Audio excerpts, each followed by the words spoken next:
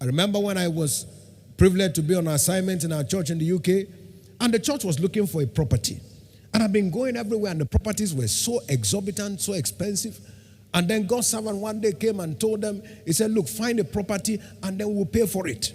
That the headquarters will pay for the property there. One day, the board members called me, and they said, Pastor, we would like to know how much the headquarters will be committing to the purchase of this property.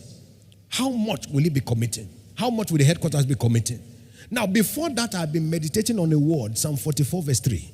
He said, they got not the land in possession by their own sword, neither did their own arm save them, but thy right hand and the light of thy countenance, because thou hast a favor unto them.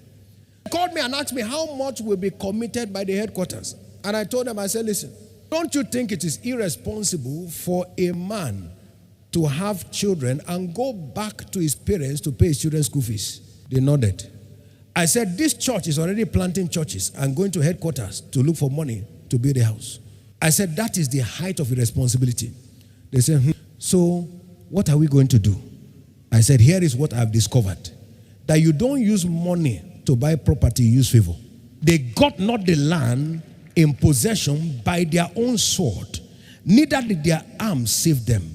He said, but thy right arm, because thou hast a favor towards them. I said, you use favor. He said, what? I said, favor will either bring it cheap or it will bring the money for it. End of discussion. When the property came, it came cheap and money had already come for it. Both things happened.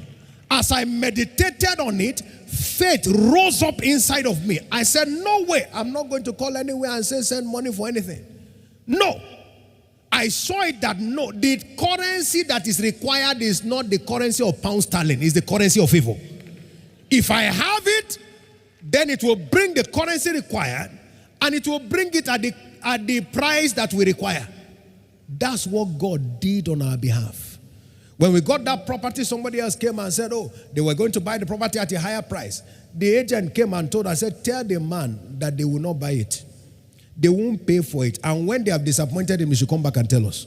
People came, did everything they could, they couldn't buy it. The same agent came back to meet us where the property is back. We said, we are not negotiating again. The price we have agreed is the price we are paying. And we paid that exact price. God brought it at the price we wanted, and he had brought the resources we required, because as I sat on the word, I saw the reality of what was needed. It's important for us to understand meditation is one of the ways you open up your understanding to see faith rise.